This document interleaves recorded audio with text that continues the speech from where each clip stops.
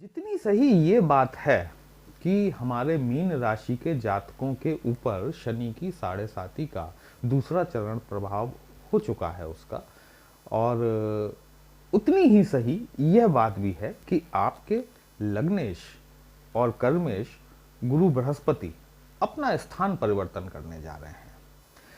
Mean लग्न और राशि के जातकों के लिए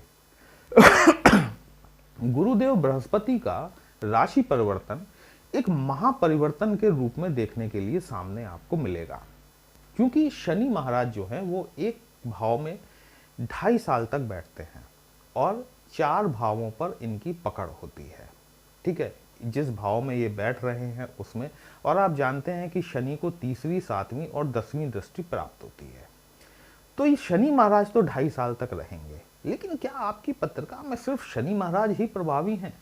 आपके लग्नेश और आपके कर्मेश गुरु कहाँ जाएंगे फिर? क्या उनका कोई वर्चस्व नहीं है? यही हम आज डिस्कस करने वाले हैं कि 14 मई 2025 को जब गुरुदेव बृहस्पति अपना राशि परिवर्तन करेंगे, उसका हमारे मीन राशि और लग्न के ऊपर किस प्रकार का प्रभाव पड़ेगा। जी नमस्कार दोस्तों, कैसे हैं आप सभी? मैं आपका ज्योतिष मित्र श्लोक वर्मा आपके अपने चैनल श्री हनुमंत कृपा में आपका हार्दिक स्वागत करता हूं, अभिनंदन करता हूं।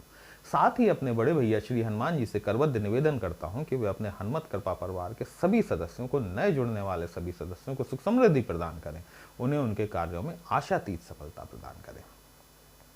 14 मई 2025 को मीन राशि और लग्न के जातकों के लिए इस महापरिवर्तन, जिससे मैं कह रहा हूं कि गुरुदेव बृहस्पति जो अभी तक आपके 3rd हाउस में गोचर कर रहे थे, यहां पर थे गुरुदेव बृहस्पति, ये अब आपके 4th हाउस में ट्रांजिट कर जाएंगे। गुरु बृहस्पति जो होते हैं ना, देखिए ये जो 12 का अंक लिखा हुआ है, ये इस बात को रिप्रेजेंट करता है कि या तो आपकी मीन लग्न है या फिर आपकी मीन राशि है। मीन लग्न वालों के ऊपर साढ़े साती का कोई प्रभाव नहीं है। हाँ, मीन राशि, चंद्र राशि मीन राशि के ऊपर जरूर साढ़े साती का प्रभाव देखने के लिए मिल रहा है।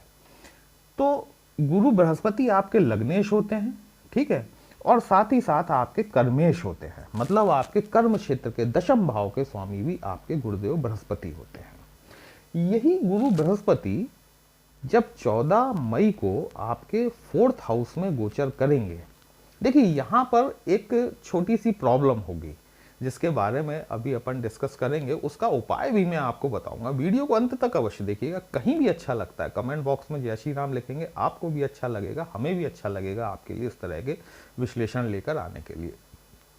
देखिए सबसे पहले जो है ना, मीन राशि जल तत्व की राशि होती है।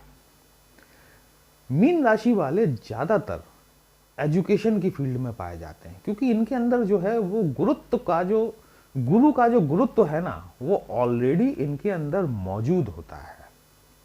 आप यदि इनको एजुकेशन की फील्ड में भी नहीं पाएंगे ना, तो भी कहीं ना कहीं ये आपको ज्ञान के क्षेत्र में संलग्न मिल जाएंगे, चाहे वो ट्रेनिंग से रिलेटेड हो, चाहे अपने, ये अगर कुछ भी ना करेंगे तो अपने कलीग्स को या अपने जूनियर्स को ट्रेनिंग देने का काम जरूर करेंगे। ठीक है, तो ये मीन राशि वालों की विशेषता होती है। गहरे समुद्र में जिस प्रकार से मछलियां गोता लगाती हैं, ठीक इसी प्रकार से मीन राशि वाले ज्ञान के समुद्र में गोता लगाते हैं। और ये बात और है कि कोई जातक यदि किन्हीं कारणों-वश अपनी पढ़ाई पूरी नहीं कर पाता है, तो भी उससे बात करने के बाद भी आपको इस बात का शायद एहसास ना हो कि इसके पास में ज्ञान की कमी है। तो ये हो गई मीन राशि की विशेषता। अब गुरु बृहस्पति अध्यात्म के प्लैनेट हैं, ज्ञान के प्लैनेट हैं, डिवाइन नॉलेज है इनके पास में, ये विजडम है। बुद्ध जो है वो आपको इंटेलेक्चुअल बनाता है, इंटेलिजेंट बनाता है, लेकिन जो विजडम जो है ना, जो ज्ञान चक्षु हैं, वो गुरु बृहस्पति खोलते हैं।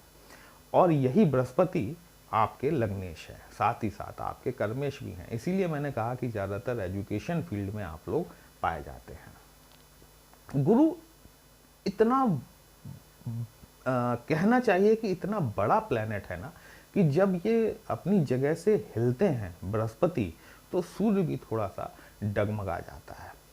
गुरु का गुरुत्व इतना है, इनका गुरुत्वाकर्षण इतना है कि पृथ्वी की तरफ आती हुई किसी भी हानिकारक चीज को ये अपने गुरुत्वाकर्षण के बल पर अपनी तरफ खींच लेते हैं। जीवनदायी प्लेनेट है ना, जीवनदायक, जीवन देना इनका काम है। अब ये गुरु महाराज आपकी पत्रिका में चतुर्थ भाव में गोचर करने जा रहे हैं। सुख स्थान है, भूमि भवन वाहन माता के सुख से संबंधित है, कुटुंब को दिखाता है। आप जानते हैं कि गुरु के पास में 3 दृष्टियां होती हैं, 5वीं, 7वीं और 9वीं। गुरु की जब ये आपके चतुर्थ भाव में आ जाएंगे ना, इसके बाद में इनकी 5वीं दृष्टि जो है ये आपके अष्टम भाव पर पड़ेगी। 8th हाउस, अकल्ट का, रिसर्च का, साधनाओं का, ज्योतिष का, तंत्र मंत्र का भाव होता है। इनहेरिटेंस इस भाव से देखी जाती है, विरासत इस भाव से देखी जाती है, आपकी ससुराल इस भाव से देखी जाती है। इसके अलावा जितने भी माइनिंग से रिलेटेड चीजें हैं, जो भूमि के नीचे दबे हुए पदार्थ हैं, जो समुद्र के तल से निकाले गए पदार्थ हैं, वो सभी इस भाव के अंतर्गत देखे जाते हैं। कंप्यूटर की कोडिंग भी इसी भाव के अंतर्गत देखी जाती है। इसके अलावा जो गुप्तचर संस्थाएं हैं, जैसे रॉ हो गया, सीबीआई हो गया, सीआईडी हो गया, आईबी हो गया, ये सभी जो गुप्तचर संस्थाएं हैं वो भी अष्टम भाव से रिलेट करके देखी जाती हैं। अष्टम भाव का विस्तार बहुत बृहद है, ठीक है। तो गुरु की जब 5वीं दृष्टि आपके अष्टम भाव पर पड़ेगी, वो सभी जातक जो कि रिसर्च फील्ड में है, माइनिंग फील्ड में है, सीक्रेट सर्विसेज में जुड़े हुए हैं, पीएचडी डीलिट स्कॉलर हैं, वो 14 मई 2025 से लेकर आने वाले 1 साल में डेफिनेटली उन्हें अपने कार्य क्षेत्र में सफलता मिलने वाली है। यदि आप माइनिंग से जुड़े हुए व्यवसायी हैं, यदि आप पेट्रोकेमिकल से जुड़े हुए व्यवसायी हैं, या उन कंपनियों में एम्प्लॉई हैं, या फिर गुप्तचर संस्थाओं से जुड़े हुए आप हैं, अगला 1 वर्ष आपको 14 मई 25 से लेकर अगले साल 26 तक के लिए, यदि आपका कोई प्रमोशन पेंडिंग है, आपका कोई इंक्रीमेंट पेंडिंग है, डेफिनेटली यहाँ पर आपको ये सफलता देखने के लिए मिलेगी। अष्टम भाव से लाभ आपको देखने के लिए मिलेगा। इनहेरिटेंस, यदि आप किसी विरासत की प्रतीक्षा में थे, आपको वह विरासत भी मिलकर आपको चमत्कृत कर सकती है।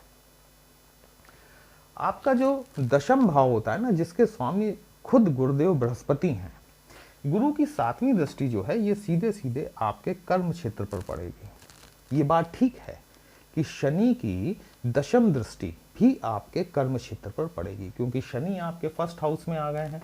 यहां से जब आप काउंट करेंगे तो 10वां घर आपका कर्म क्षेत्र पड़ता है। मैंने क्यों कहा शुरुआत में कि क्या गुरु लग्नेश की कोई वैल्यू नहीं है। ये बात और है कि शनि और बृहस्पति को यदि देखा जाए तो बराबरी का दर्जा प्राप्त है ना। मतलब इन दोनों में से कोई कमजोर स्थिति में नहीं है, दोनों बराबर के रिजल्ट देने वाले होते हैं, ठीक है। तो यहाँ पर जो है ना कि जब शनि की दशम दृष्टि पड़े रही है तो निश्चित तौर पर शनि की तरफ से कुछ ना कुछ ऑब्स्टेकल्स आपको देखने के लिए जरूर मिलेंगे। कुछ हर्डल्स आपकी जॉब में, आपकी पद प्रतिष्ठा में, मान मर्यादा में डेफिनेटली देखने के लिए मिलेगा।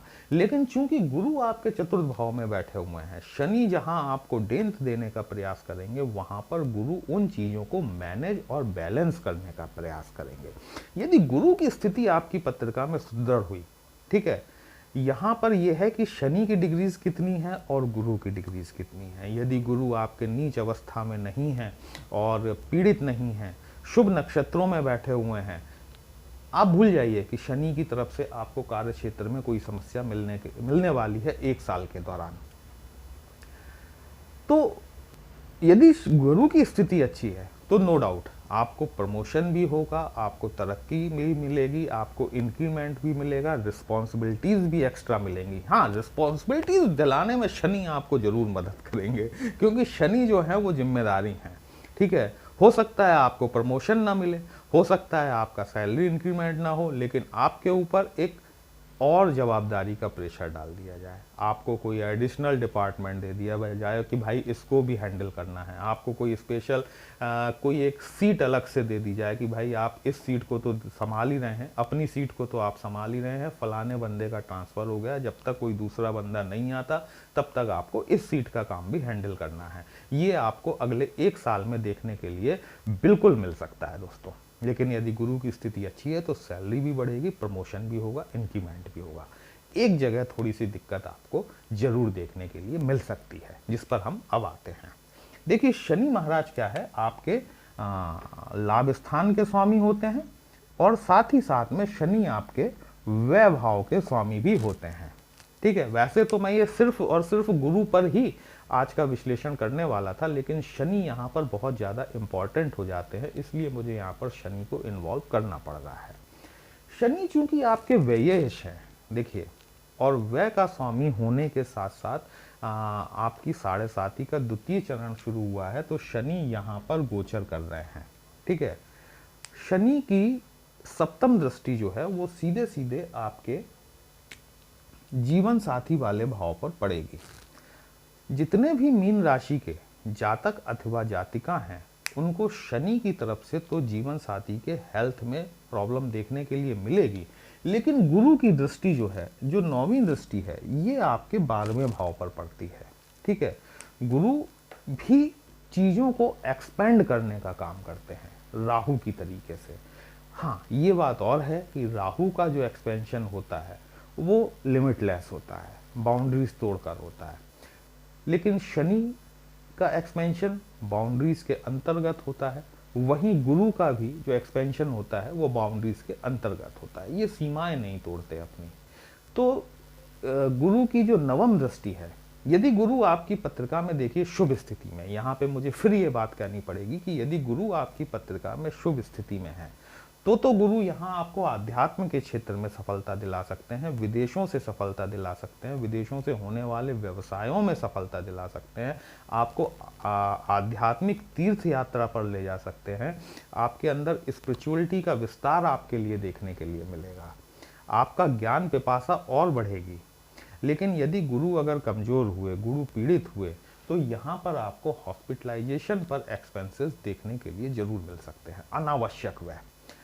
उसका एक छोटा सा उपाय है, कर लीजिएगा, फायदा मिलेगा आपको। यदि गुरु की स्थिति आपकी पत्रिका में शुभ नहीं है और गुरु कमजोर स्थिति में है, तो मई से हर माह 10, 20, 50 रुपए की दवाइयों का डोनेशन करना शुरू कर दें।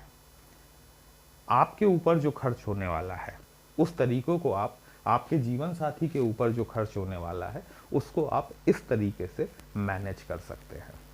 अब यहाँ पर जब मैंने शुरुआत में कहा कि गुरु आपके केंद्र भावों के स्वामी हैं और ये केंद्र में ही आ रहे हैं, तो यहाँ पर गुरु को केंद्राधिपति दोष लग जाता है। इस दोष का निवारण कैसे हो सकता है? बहुत आसान है। ओम नमो भगवते वासुदेवाय नमः, ये मंत्र आप सभी ने सुना होगा। 21 बार जाप करने की आदत रोज डाल लीजिए। ठीक है, ओम नमो नारायण नमः, ये भी आप 21 बार करने की आदत डाल लीजिए। ओम नमः शिवाय 11 बार या 21 बार। आपके लिए ये केंद्राधिपति दोष जो बन रहा है गुरु का केंद्र में आने पर, इसका समाधान हो जाएगा। देखिए, भोलेनाथ तो सभी के गुरु हैं। भोलेनाथ ने ही बृहस्पति को गुरु बनाया। ठीक है, अब कैसे बनाया वो एक लंबी कहानी है, उस पर फिर कभी चर्चा करेंगे। लेकिन जो है कि अगर आप भगवान भोलेनाथ की शरण में आ जाते हैं, एक लोटा जल चढ़ाना शुरू कर देते हैं, ओम नमः शिवाय का जाप शुरू कर देते हैं, या फिर ओम नमो नारायणाय नमः, या फिर ओम नमो भगवते वासुदेवाय नमः, आपका केंद्राधिपति दोष खत्म हो जाएगा।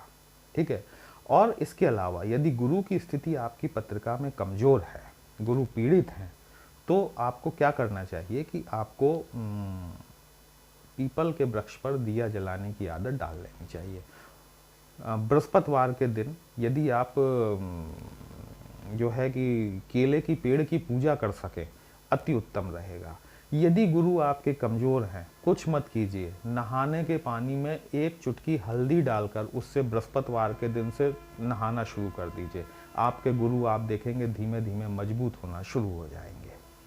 वीडियो कहीं भी आपको अच्छा लगा हो, अपने इस चैनल को लाइक, शेयर और सब्सक्राइब जरूर कर लीजिएगा। यदि हमसे पत्रिका का विश्लेषण कराना चाहते हैं, हमारा व्हाट्सएप नंबर थंबनेल में दिया गया है। पर्सनल कंसल्टेशन पेड होता है, एक छोटी सी फीस आपको पे करनी होती है। आपकी समस्या का उचित समाधान हमारे द्वारा करने का प्रयास जरूर किया जाता है।